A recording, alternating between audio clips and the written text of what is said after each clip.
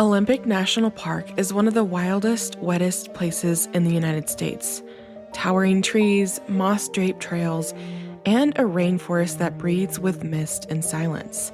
It's beautiful and isolating. In June 2006, a former military intelligence officer went missing without a trace. A man who knew how to take care of himself. So how did Olympic swallow him whole? Welcome to Morbid Outdoors, the podcast that ventures deep into the shadows of the wild. Here, we unravel the mysteries of missing persons, explore spine-chilling legends, and share the most morbid stories that nature has to offer. From the depths of the dense forest to the highest mountain peaks, we'll uncover the secrets that lie hidden in the great outdoors. Join us as we navigate the eerie, the unexplained, and the terrifying. So if you dare, grab your gear and let's embark on a journey into the unknown. This is Morbid Outdoors.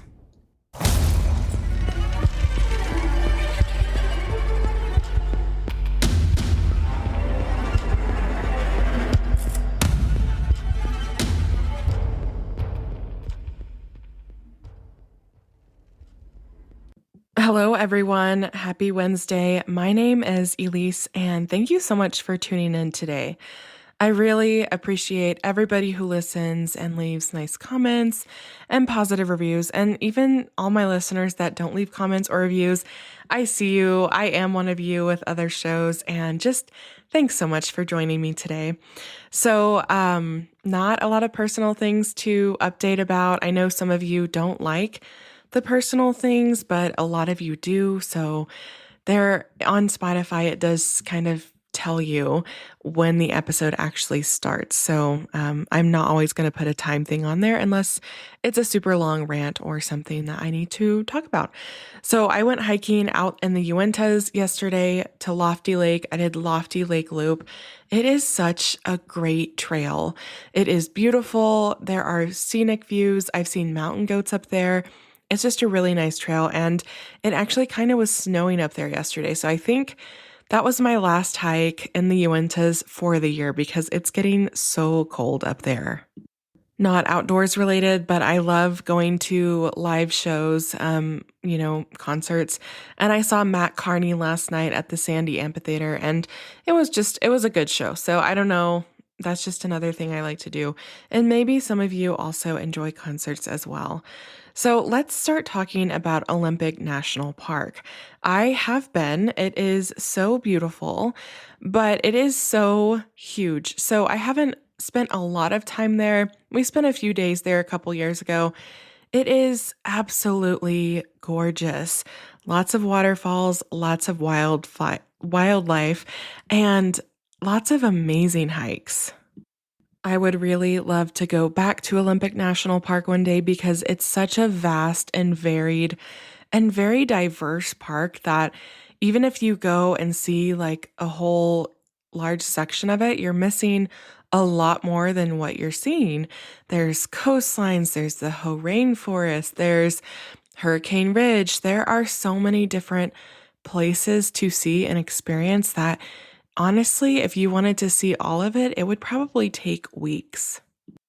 All right, and since most of you voted to keep the negative reviews, I will start with the first negative review of the show. Someone said, "I'm sorry, this park was not impressive. I have been to 10 different national parks, and this one was just meh. Maybe it's because the park is so big that MPS can't manage it properly. Hurricane Ridge was closed at 10 a.m. Why? Whole rainforest line was so long we waited 2 hours. We traveled so much only to get disappointed. I do recommend Mount Rainier National Park instead." Another person said, "My wife and I have been to most of the national parks in America and would rate Olympic at the bottom of the list. The park has very limited road access, and the only road into the park, Hurricane Ridge Road, is now closed by about 10 a.m. each morning, they say, because the porta potties are full. Well, get more and have them pumped. We drove through Rocky Mountain National Park last week, elevation 11,500 feet, Elk and mule deer everywhere. Hurricane Ridge is at 6,700 feet, and it's like a big hill. The only thing interesting on Olympic Peninsula is Cape Flattery, and it's not an Olympic park. It's controlled by, quote, Indians. Very interesting negative reviews. I have a couple more. The next person says, I travel the country and do extensive hiking. Washington state is probably the least pet friendly in the entire United States, which is strange considering how dog friendly Seattle is. This unnecessary policy also extends to most service dogs, as they inappropriately do not consider emotional support dogs as service animals. This is unfortunate, especially with veterans with PTSD. Fortunately, there are about 49 other states that have dog policies that are not archaic or outdated. When Washington catches up with the rest of the country, I'd be happy to give a 5-star rating. I just find I included this one because this person left this for Olympic National Park, but is talking about Washington as a whole. So I don't know. I just thought that was kind of interesting. To go along with that one, David said, no pets allowed. Very confusing as it's completely separate from Olympic National Forest. Typical tax dollar waste running 2 agencies to do the same thing. Someone else said, it was awful. I would rather set my money on fire. And then the last review, birds attack you, waves come dangerously close, locals might make you disappear.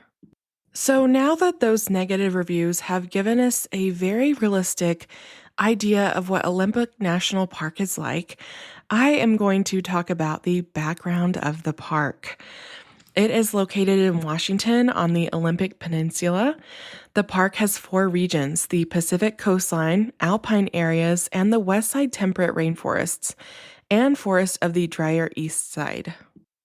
Within the park, there are 3 distinct ecosystems, including subalpine forest, wildflower meadow, temperate forest, and the rugged Pacific coast.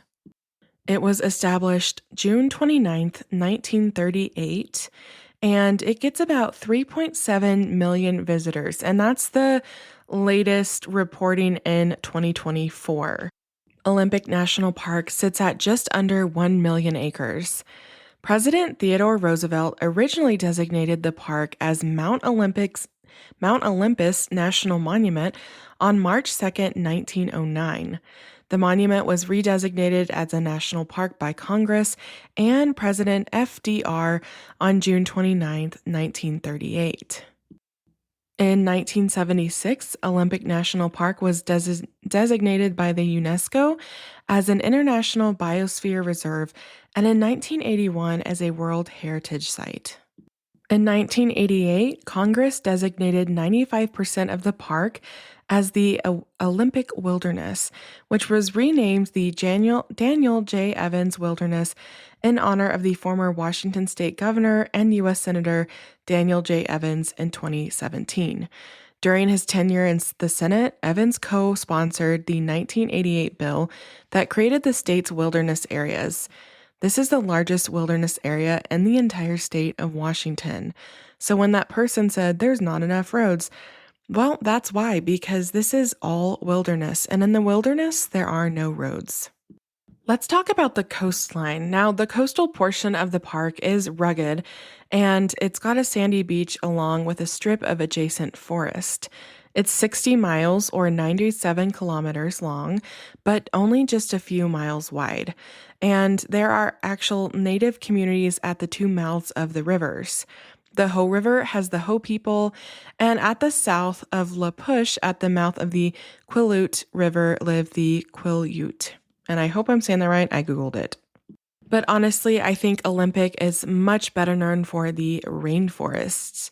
So the western side of the park is mantled by temperate rainforests, including the Hoh Rainforest and the Quinault Rainforest, which receive annual precipitation of over 12 feet or 370 centimeters. And it actually makes this like the wettest area in the continental United States. If you are familiar with the cult classic Twilight, imagine that. Imagine that kind of rainy rainforest. It's very It's very Twilight, if you know anything about those movies. Valleys on the eastern side of the park also have notable old growth forests, but the climate is notably drier.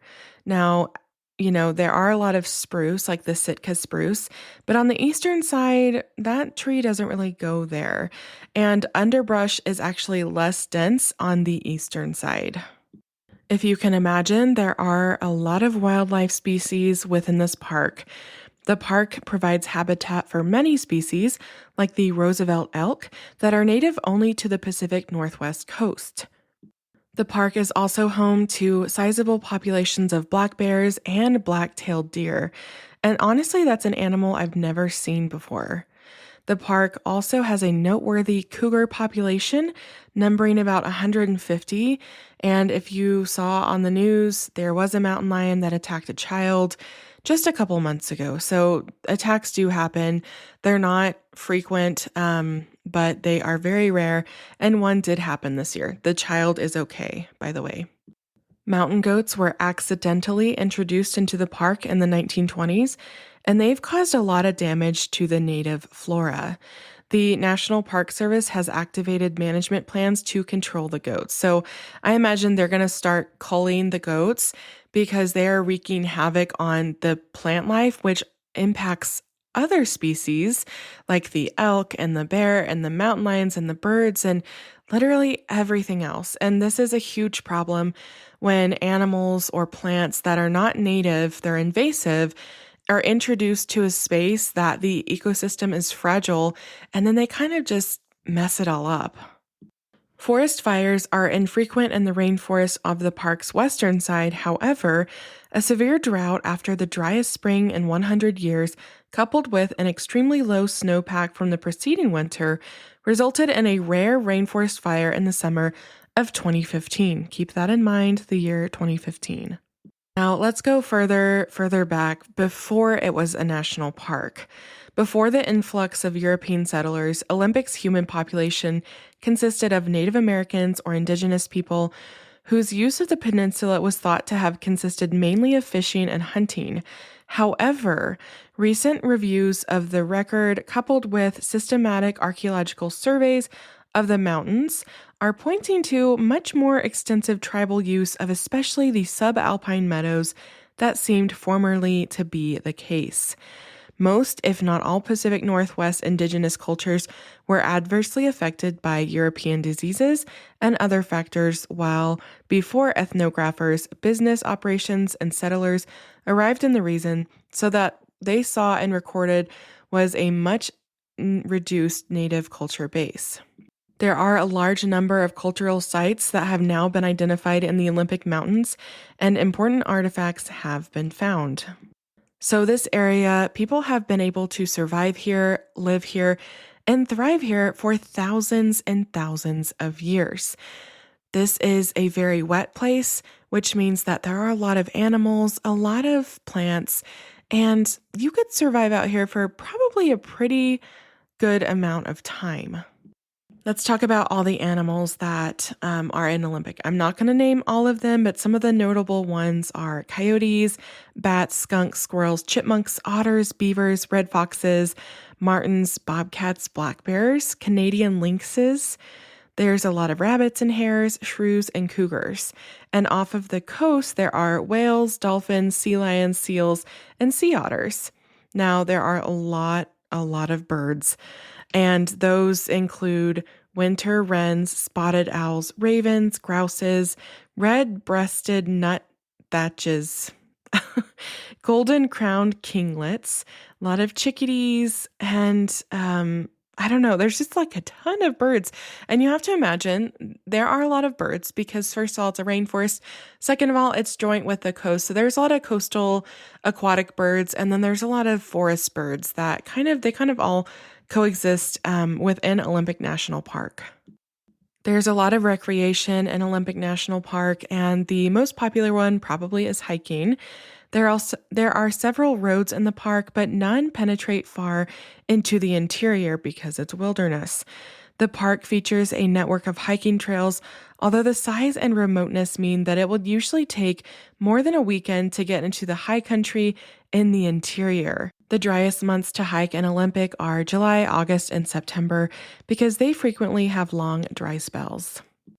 An unusual feature of Olympic National Park is the opportunity for backpacking along the beach. The length of the coastline in the park is sufficient for multi-day trips, with the entire day spent walking along the beach. Although idyllic compared to toiling up a mountainside, one must be aware of the tide. At the narrowest parts of the beaches, the high tide washes up to the cliffs behind, and it blocks your passage. Several promontories must be struggled over using a combination of muddy, steep trails and fixed ropes. So kind of dangerous, especially when you think about water and the ocean. It can, if you're incapacitated, if you fall, hit your head, you could be swept out to sea pretty easily. Okay, so now that we have a little bit of background about Olympic, let's talk about our case. Now, this case is perplexing, and there are a lot of conspiracy theories surrounding this case for the obvious reasons. So we're going to be talking about Gilbert Gilman, and he disappeared in Olympic in 2006. Gilbert was 5'7" and weighed 155 to 165 pounds. He had grain brown hair, gosh, I cannot talk, and brown eyes. He was wearing a bright blue and green Hawaiian shirt, khaki pants or shorts, sandals, and prescription sunglasses on his day in Olympic National Park. Now, I find the Hawaiian shirt to be an interesting choice for going out into this park. Typically, even though it's June or it was June, you're going to want to wear something that's not a Hawaiian shirt. That's just my opinion. This isn't like a safety thing or anything like that, but I can't help but feel if Gilbert wore this shirt because it's kind of out of place in this environment and he wanted to be noticed. That's my theory. Now, he was a tough and super intelligent person. He was an ex-US Army paratrooper who had served in military duty in Panama, East Africa, and Israel. He had combat experience with the 82nd Airborne and received 2 Bronze Stars. Gil had degrees from the London School of Economics, Union College in New York, and Solvay Business School in Brussels. He formerly worked as a military interrogator in Iraq and took assignments in counterterrorism and counterintelligence. He also worked as a civilian contractor for a year in Iraq and was fluent in Arabic, Russian, and Chinese. This guy's got quite a resume, and he was pretty high up there doing things that no one really knows except the government. Now, Gilbert worked for the United Nations in New York before he moved to Washington State to manage the 2004 congressional campaign for Sandy Matheson, the director of the state's Department of Retirement Systems. From April 2005, he worked under Sandy as deputy director of the Retirement Systems Department, advising her on national and local pension issues. Really smart guy, really well-traveled, and was just really, it's crazy that someone like this could just, vanish without a trace. But our story really begins on Saturday, June 24th, 2006. Gilbert, who was 47 at the time, he went for a short walk in Olympic National Park, and he never returned. His intention wasn't to hike, but rather to take photos. So he dressed lightly and wore casual footwear without carrying a pack. So now it makes sense why he was wearing a Hawaiian shirt. I still think that's a weird, thing to wear in Olympic, but he wasn't going for a strenuous hike. He just wanted to do a stroll and take some photos and see some wildlife. That was his intention, and no one really knows if he was able to complete that. He parked his car at the Staircase Ranger Station, where he briefly conversed with Park Ranger Sandy Lustig. This was the last time anyone saw him. Sandy said, quote, "I could actually hear the music playing in his car, so I went out to see what was going on. I had a brief conversation with him and asked him to turn down the music. I got the sense he was going for a hike." So let's talk about what area of the park he was in. Gil was in the staircase area of Olympic National Park, and it's located 30 minutes outside of Hoodsport in a lowland old growth forest. It is the base of a seasonal ranger station, a campground, and a trailhead for the North Fork Skokomish River Trail, which is a beautiful spot for backpacking or for day hikers. And that's where he parks. Now, this is also the beginning of the Staircase Rapids Loop. Now, this trail is a 2.1-mile, relatively flat loop that takes walkers under a canopy of 300 to 400-year-old Douglas firs, western hemlocks, and western red cedars. This trail follows the North Fork Skokomish River and meanders through the woods, passing by mossy trees and ferns. A spur trail leads to a fallen cedar. A suspension bridge built in 2013, it crosses the river and it gives a viewpoint of the rapids. And in 1998, the original bridge was removed by high water and the new bridge was built much higher to accommodate the spring runoff in the area. Hikers can continue around a longer loop that is 15 miles round trip on the North Fork Skokomish River Trail to Flapjack Lakes. But on this day, it's likely that Gil was not planning to do 15 miles, but maybe just the 2.1 trail since it's flat, easy, where he could take a lot of photos. Now, the next day, June 25th, it was a Sunday, Gil was supposed to accompany Sandy Matheson to a meeting in Spokane, Washington, and he didn't meet her. And I think, we all know that. But he didn't show up, and Sandy reported him missing. A few days after he was reported missing, his 2005 Ford Thunderbird convertible was found at where he parked it in the Staircase Ranger Station, where Park Ranger Sandy Lustig last saw him on June 24th, 2006. Searchers spent 10 days looking for any clue of Gil in the Staircase area, and they examined nearby trails and ridges, which included steep rocky hills, dense forest, and the North Fork Skokomish River, but found not a trace of Gilbert Gilman. You might be asking, well, what all did they use for searching? They really used everything. They used tracking dogs, a helicopter, and a plane equipped with heat-seeking FLIR equipment and had 62 searchers on the ground.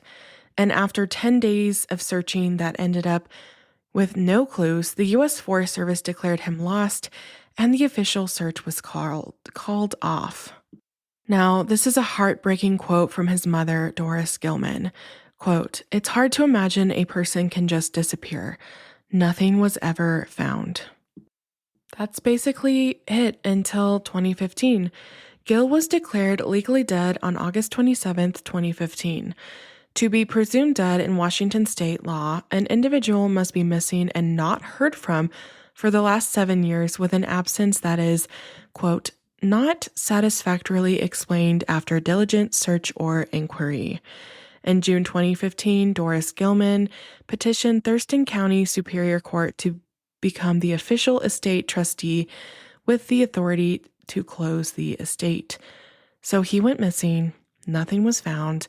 He's still missing, but was declared dead about 10 years ago. And a lot of conspiracy theories are out there because of his previous work experience with the government. I've seen a lot of things on Reddit we're going to talk about, but I think overall, if we're going to talk about theories, I don't think it's likely that he got lost on this trail, but let's talk about it. Since the staircase loop is short and well marked, getting lost seems not really the case in this instance, unless he got turned around and continued on the North Fork Skokomish River Trail. But the entire area was well searched and nothing was found. But honestly, this wouldn't be the first time someone has gone missing after hiking in the staircase area, because in the 1980s, 2 hikers were reportedly missing and never found. I don't know if we can say that that's a coincidence or if something more is happening, But I think in the instance that someone like Gilman would just poof vanish, I think there's something like foul play going on. Let's not talk about foul play just yet, except that's obviously where I lean. Let's talk about intentional disappearance. Obviously, after someone's worked pretty high up for the government, there are conspiracy theories that this was intentional. And in 2008, oh my gosh, I cannot talk today. KIRO TV said Gilman had previously worked on top secret military intelligence assignments and, quote, led a mysterious life. Now, Gilman's mother believes he may have decided to become a spy for the United States government and disappeared as a result. Honestly, I think if his mom is even saying that, there might be some credibility there because, as far as I can tell, he didn't have a family, he didn't have a wife, he didn't have kids. It was only his mom. So it's like, I guess if someone wanted to become a spy and fake their death, that would probably be the guy to do it. I mean, he might have been chosen or assigned for a reason. He had no wife or kids, making it a little bit easier to fake his death and it kind of just be, I don't know, like swept under the rug. So I think that since Doris Gilman has said that, there might be a little bit of credibility to that theory. Of course, because Gil disappeared in the Pacific Northwest, we have to address the theory that could be Israel Keyes.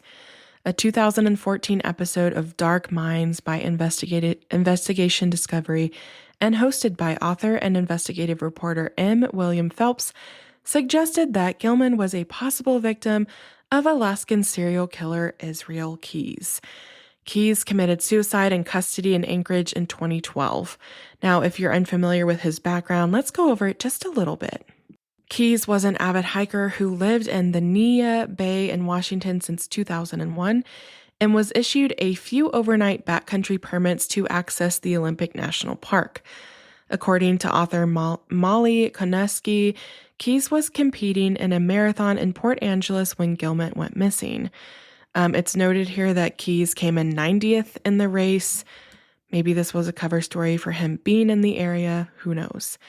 Now, Israel was linked to the murders of 11 people from Vermont to Washington state between 2001 and 2012.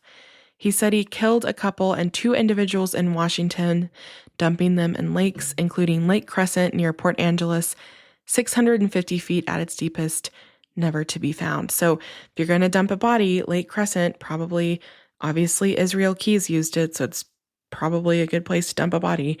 And 650 feet is pretty deep. Now, I don't know. I kind of could see Israel doing this, but again, I don't know if this is a theory that holds water. Keyes sought many of his victims while hiking and camping in remote locations.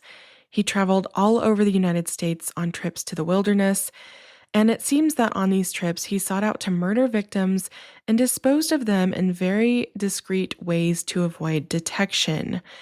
But in March 2014, Anchorage-based FBI Special Agent Kevin Donovan said that Keyes was unlikely to be involved in Gilman's disappearance. Now, he said this because he was basing this off of evidence and reviews of unsolved homicides and missing persons cases. However, this theory that Israel Keyes might be involved is interesting because I think it's possible, but it's not probable in this case.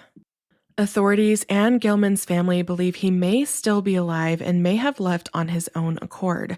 His bank accounts are still being monitored in accordance with a theory that he went missing intentionally. There is speculation that his disappearance is somehow related to his work as a counterintelligence officer. At the time of his disappearance, Gilman was the deputy director of the Washington State Pension Fund. Now, this is a little bit more recent. So for over a decade, Doris Gilman, his mom, lived with the mystery of her son's death or disappearance. She said her son was smart, traveled extensively, and was fluent in several languages, including Arabic. She's still trying to accept the fact that he's not going to show up Sunday. During the search, they didn't find remains, glasses, or wristwatch. There was nothing found. Despite the official closure of the case, Gilbert's death is still a presumption without proof, she said. She never hesitates to share her son's story, just in case someone has information. She said, maybe years in the future, something will turn up. There's always that question. All right, now to dive into what I found on Reddit. This is from Reddit. This is not this is all alleged, right? I don't know who these people are.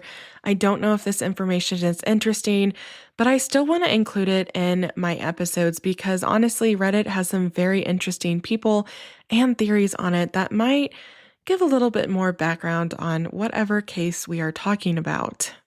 So I found a thread on Gilbert Gilman's disappearance, and this is what someone commented. I was just kind of scrolling through the subreddit and stumbled across this. I know I'm late to the party here, but the FBI file suggests that he left to partake in a secret mission for the government. He seems to have attempted to leave a message for his family, telling them he was leaving by having his mother bring him books, including a book that involved a section about going for a walk in the woods to their summer house. I really don't know why Josh said he wasn't at liberty to discuss it. I mean, it's written in a publicly available document. LOL. Anyway, here's the link. It's page 66. And then they linked these files. I will link them in the show notes in case you want to look. This person goes on to say, edit, I should add that from page 66 onwards of these files, it's a wild ride of potential Keys activities, and it doesn't disappoint, meaning Israel Keys. Someone who knew Gil on Reddit said, yeah, when I heard he worked for the CIA, I thought he's on a covert mission, or they waterboarded him and he drowned. No telling with the U.S. government. Now, I want to know what you guys think about this disappearance. I will link all of these things in the show notes. But honestly, I don't think he's dead.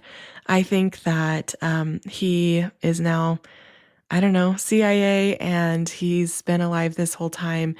And he's just been working for the government, but that's just kind of how I feel. It's been nearly 2 decades since Gilbert Gilman stepped onto the trail and disappeared into Olympic National Park. No footprints, no torn clothing, no dropped ID or snapped twig. Just a man who entered the forest and never came back out. Some believe he got lost and succumbed to the elements.